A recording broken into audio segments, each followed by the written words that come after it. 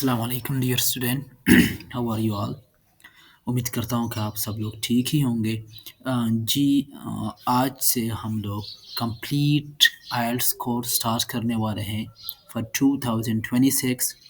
नए साल के लिए जितनी भी नई अपडेट्स चेंजेस आ चुकी है इस कोर्स में, उन सारे को लेकर नए सिलेबस के साथ हम चलेंगे। ठीक है, तो ये लेक्चर नंबर 1 है, ठीक है, आइल्स का। और ये यूँ समझे कि एक इंट्रोडक्टरी लेक्चर है, अ कंप्लीट गाइड टू आइल टेस्ट, जिसके अंदर हम समझेंगे, पढ़ेंगे understanding of IELTS, IELTS structure, IELTS scoring system and IELTS preparation. Right, ये बेसिक चीज़ें हम यहाँ पे डिटेल में देखेंगे। फर्स्ट ऑफ ऑल चलो स्टार्ट करते हैं कि आइल्स है क्या। देखो, what is IELTS. IELTS actually एक एक्रोनिम है, एक निमोनिक्स है। राइट, इनका हर एक लेटर इंडिकेट करता है डिफरेंट चीज़ें को।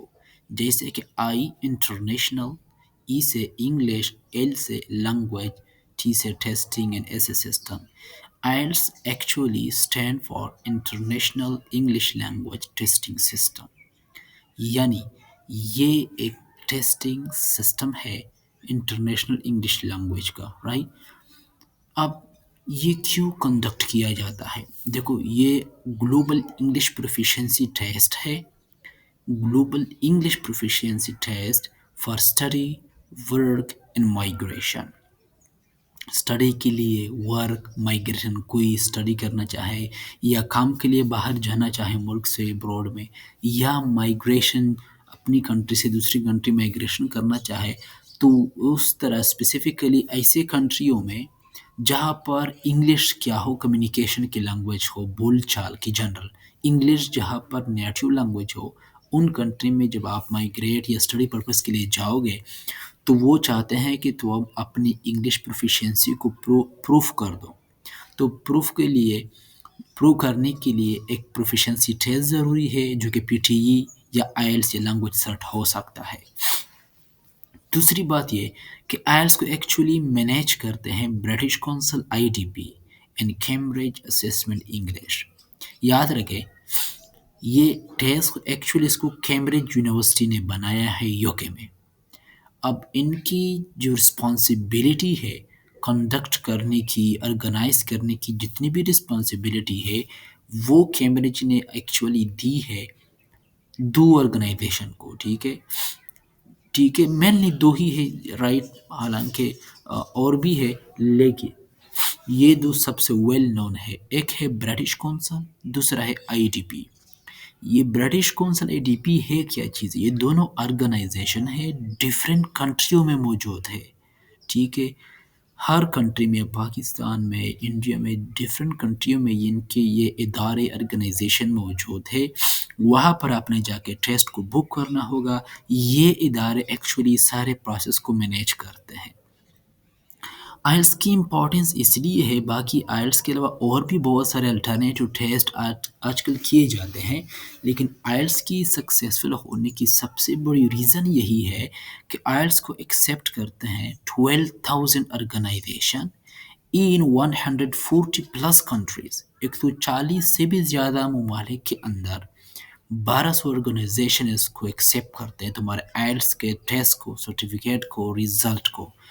जो प्रोफिशिएंसी आपने प्रूफ की है रिजल्ट के अंदर, सारे 1200 से भी ज़्यादा, 12,000 से भी ज़्यादा ऑर्गेनाइजेशन इसको एक्सेप्ट करती है।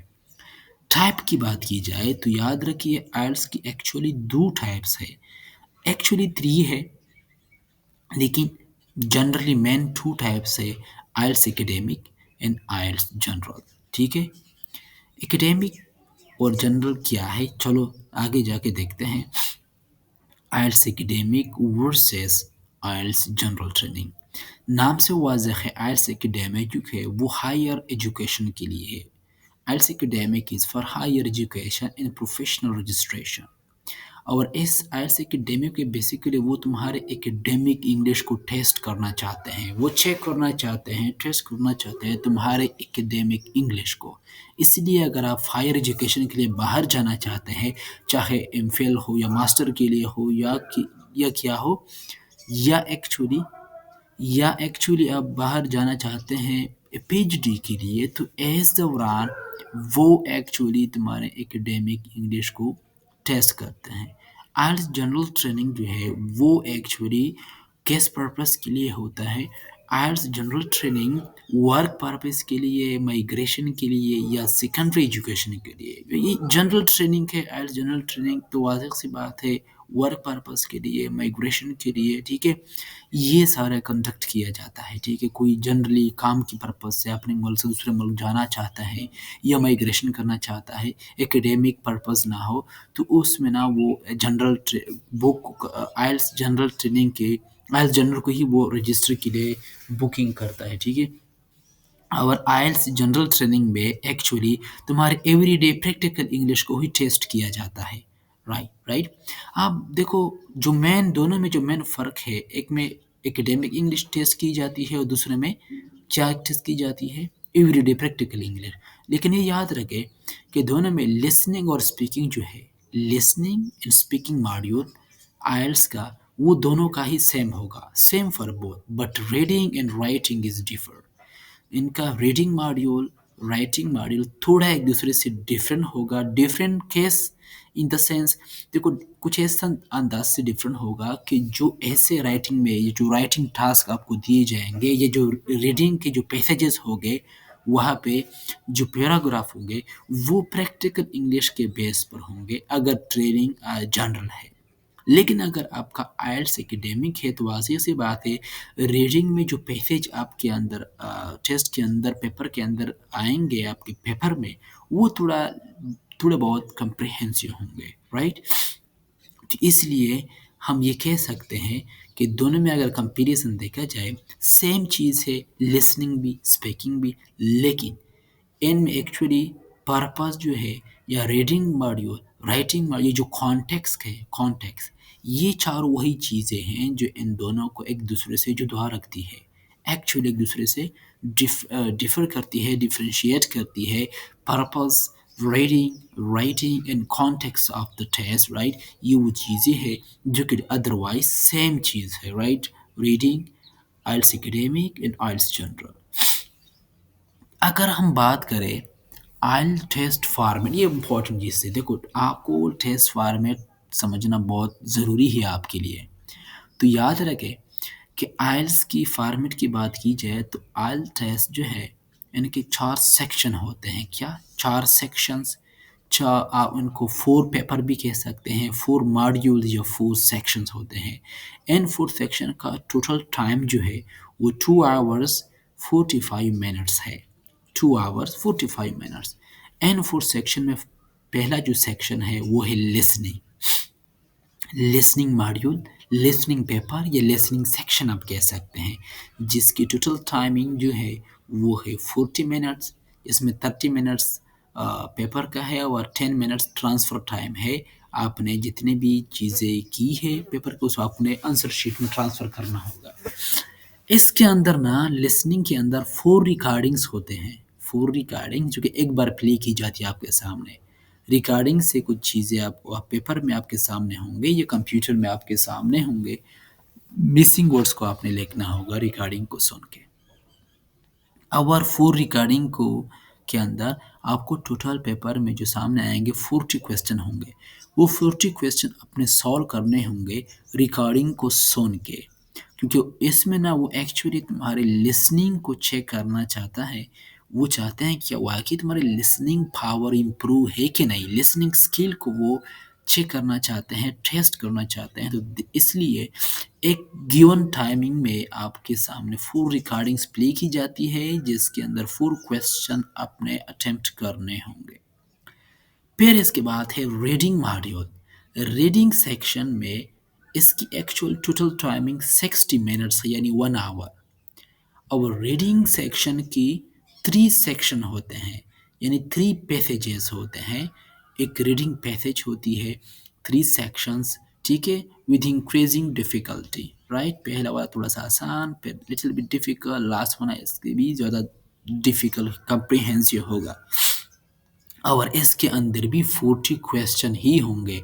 40 क्वेश्चन को आप तभी अटेम्प्ट कर पाओगे जो आपने तीनों सेक्शन की रीडिंग डिटेल में की है। जब आपने रीडिंग की 3 सेक्शंस की तब जाके आप 40 क्वेश्चन को इजीली सॉल्व कर पाओगे, अदरवाइज नहीं। नेक्स्ट है राइटिंग मॉड्यूल। क्या है राइटिंग सेक्शन जो है, इसकी भी 60 मिनट्स टाइमिंग है टोटल। और राइटिंग टास्क के अंदर, राइटिंग मॉड्यूल के अंदर 2 टास्क होती है, actually 2 task, task 1 and task 2। Task 1 थोड़ा इजी है, टास्क टास्क 2 जो है वो लिटिल बिट डिफरेंट, थोड़ा बहुत डिफिकल्ट है, राइट, ज़्यादा नहीं। इसमें ग्राफ ऐसे या लेटर या ऐसे आ सकता है, ठीक है। फिर है स्पीकिंग मॉड्यूल, या आप कह सकते हैं स्पीकिंग सेक्शन। इसकी टोटल टाइमिंग 11 से 14 मिनट्स हो सकती है, राइट। 11 से लेकर 14 मिनट तक इनकी टोटल टाइमिंग होती है। ये फेस टू फेस एक इंटरव्यू होता है ऑनलाइन या फिजिकल एग्जामिनर के साथ। वहाँ पर तुम्हारी स्पीकिंग स्किल को, स्पीकिंग एबिलिटी को वो चेक करना चाहते हैं। अब ये तो एक जनरल ओवरव्यू था, एक शॉर्ट समरी था सारे सेक्शन का। अदरवाइज हम ना हर एक सेक्शन को उठा के ना 3-3, 4-4 डिटेल लेक्चर करेंगे, प्रैक्टिस भी होगा। ये हमारा जितना भी कोर्स कंटेंट होगा आइल्स का, वो इन ही चारों सेक्शन के ऊपर बेस होगा। हर एक सेक्शन के में हम डिटेल में बात करेंगे। सीरीज ऑफ लेक्चर हम इसके ऊपर रिकॉर्ड करेंगे और अपलोड करेंगे, राइट। तो इसलिए आपने इसका याद रखना है, ठीक है।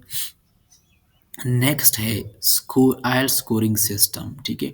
थोड़ा मैं शॉर्ट इंट्रोडक्शन दे दो समरी इस टेबल के अंदर, अदरवाइज इसके ऊपर मैं एक अलग लेक्चर रिकॉर्ड करने वाला हूँ।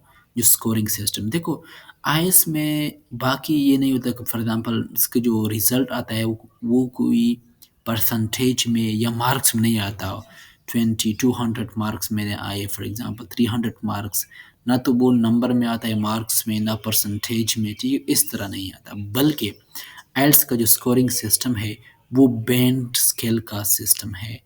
1 से लेकर 9 तक बैंड होते हैं, 1 से लेकर 2, 3, 4, 5, 6, 7, 8, 9। ये हाईएस्ट बैंड है मार्क्स से और ये लोएस्ट। आप तुम्हारा बैंड जो है वो तुम्हारे एक्चुअल स्किल को रिफ्लेक्ट करता है, तुम्हारे सेफर लेवल को रिफ्लेक्ट करता है, ठीक है। क्योंकि इंग्लिश के अंदर ना A1, A2, B1, B2, C1, C2 ये सारे सेफर लेवल होते हैं, ठीक है। A1, A2 बिगिनर लेवल है, इस तरह B1, B2 इंटरमीडिएट और C1, C2 एडवांस लेवल है सारे के सारे। अगर आपके बैंड्स आए, मार्क्स आए 1 बैंड, तो इसका मतलब है कि आप नॉन यूज़र हो। क्या हो? तुम्हारा स्किल लेवल क्या है? Non user. इसकी डिस्क्रिप्शन कुछ यूँ होगी कि you have no ability beyond isolated words।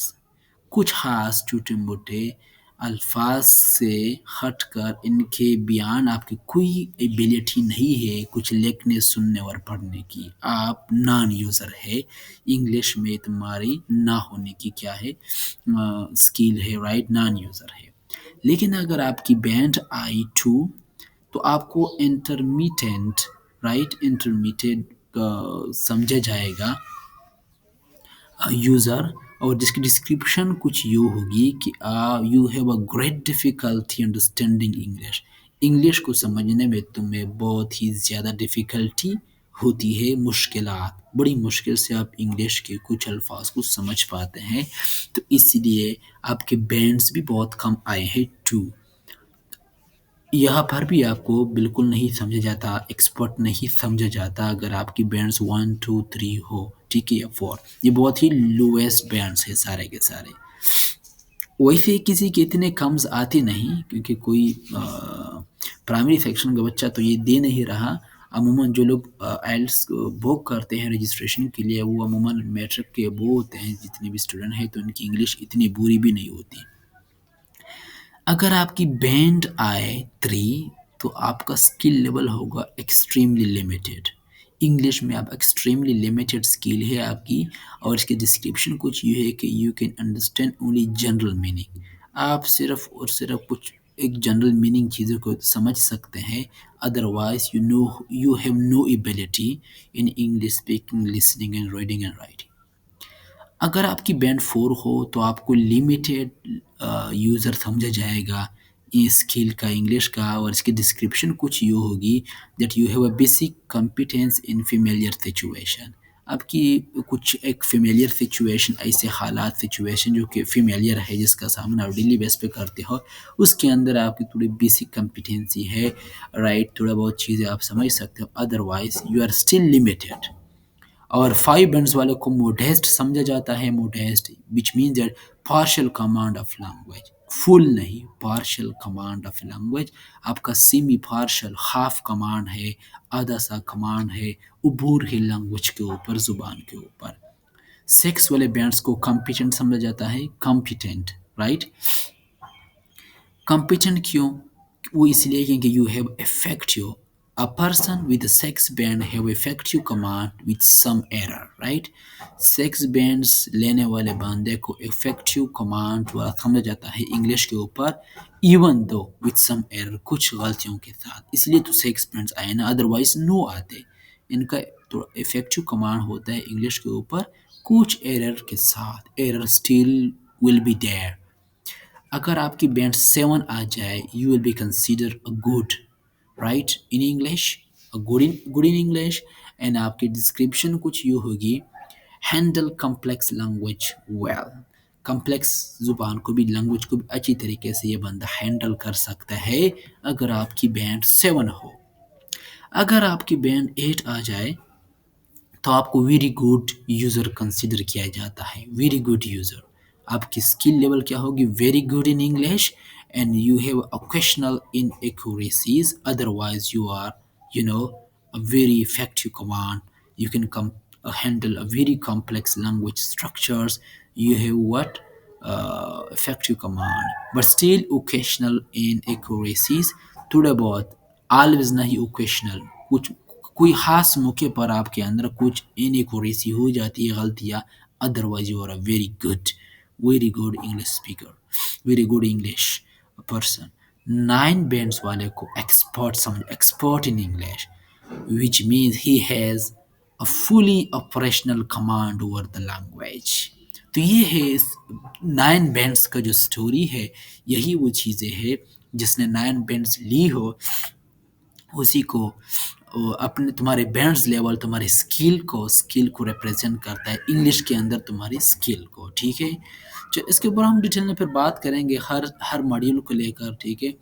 चलो, आप हमने बात की थी आइल्स के टाइप्स के बारे में, वो तो हमने पढ़ा। एक होता है आइल्स एकेडमिक, दूसरा है आइल्स जनरल। लेकिन आयल टेस्ट का जो मोड है, मोड्स, आयल test has 2 modes, computer based and paper based. Paper based का मतलब ये है कि आपके सामने आपके जितने भी पेपर्स होंगे ना, सेक्शंस के, चाहे लिसनिंग हो, रीडिंग हो, राइटिंग हो, जितनी भी है, वो पेपर बेस्ड होंगे। पेपर तुम्हारे हाथ में होगा, ठीक है? क्वेश्चन पेपर अलग होगा, तो उसी को लेकर ना आपने सारी चीज़ें बाई हैंड मैनुअली लिखने होंगे चीज़ें।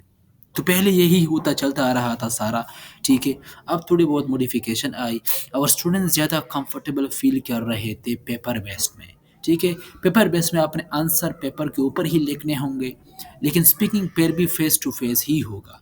और इनका नेगेटिव पॉइंट ये है कि रिज़ल्ट जो है वो 13 डेज़ के बाद आता है, क्योंकि पेपर बेस्ड वाज़ी-सी बात है, मैनुअली एग्ज़ामिनर को चेक करते रहते हैं, कोई ऑटोमेटेड सिस्टम तो है नहीं, तो इसलिए 13 डेज़ लग जाते हैं रिज़ल्ट आने में।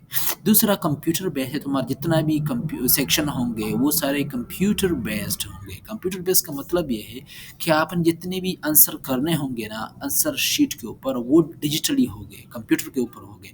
तो ऐसी बात है, तो कंप्यूटर सिस्टम में रिज़ल्ट ना थोड़ा जल्दी आता है, तो रिज़ल्ट 3 से 5 डेज़ के अंदर ही आ जाता है, 3 से 5 डेज़ के अंदर-अंदर।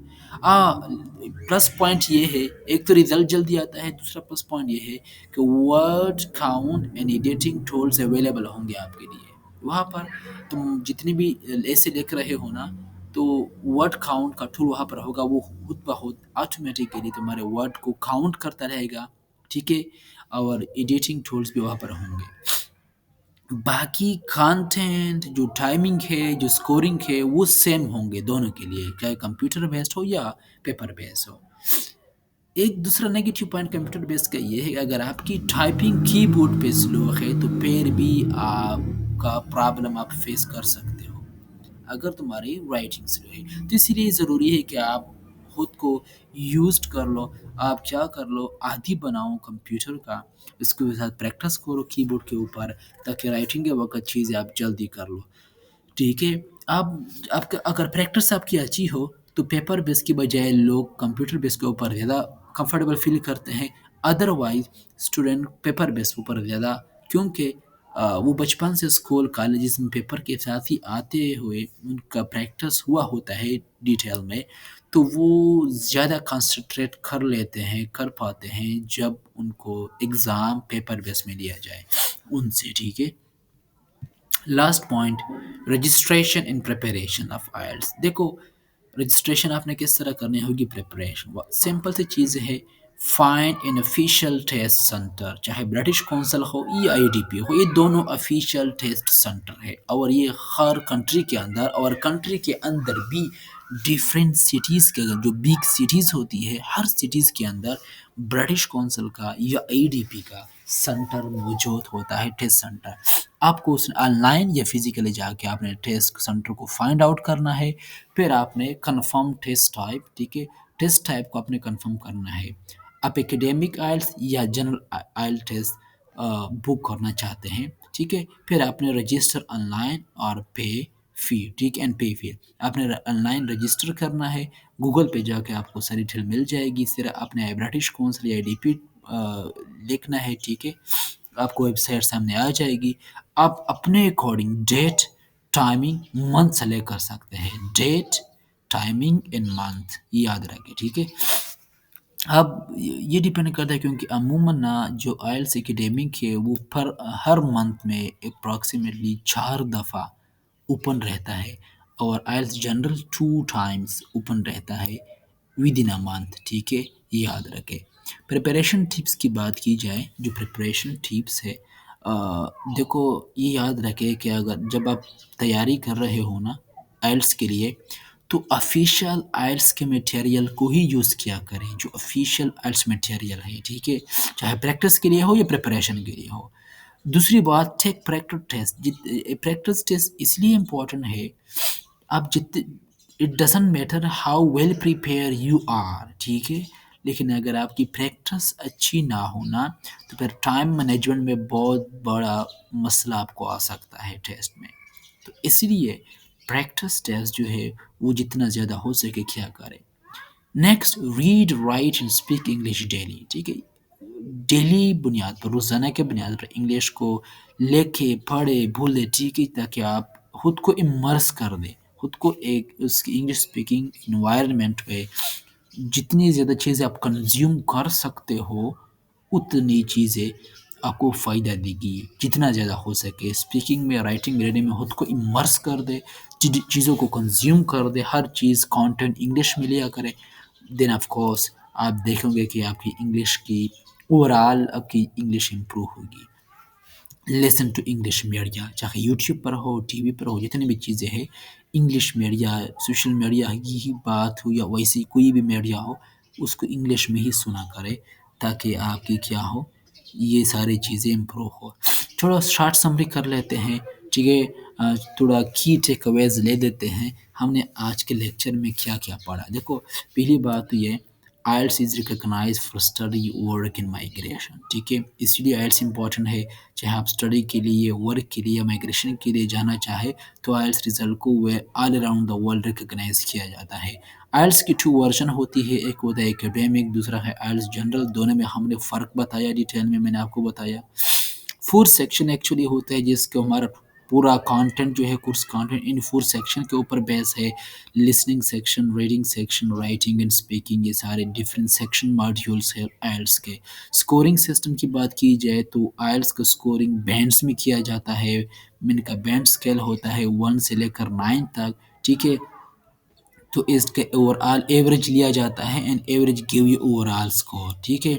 टेस्ट अवेलेबल ऑन कंप्यूटर और पेपर, ठीक है, इनका जो टेस्ट है वो कंप्यूटर पर भी अवेलेबल है, पेपर पर भी, जो भी मॉड्यूल, जो भी मोड आपको कंफर्टेबल लगे, ठीक है। रिजल्ट जो है आइल्स का वो वैलिड होता है 2 ईयर के लिए। 2 ईयर के बाद आपने फिर से क्या करना होगा, फिर से अपना 2 ईयर के बाद आपको अगर आपको कहीं पे जाना हो तो आपने फिर से रजिस्टर करना होगा, अदरवाइज आपने आइल्स के रिजल्ट को 2 ईयर वैलिडिटी होती है, 2 ईयर के बाद आपका वो एक्सपायर हो जाता है रिजल्ट, फिर लोग उनको ऑथेंटिक नहीं मानते, ठीक है। So this was all about today lecture, right? I try my best to teach you each and everything in detail. I hope, right, you will understand each and everything very well. If there is any question, you can ask from me, right, in the comment section. I'm going to deliver a sequence-wise lecture, right, from lecture number one and so on. And in that series, you will find each and everything in detail about IELTS. ठीक है, तो इसलिए ये था short lecture. Thank you so much, take care, see you in the next lecture.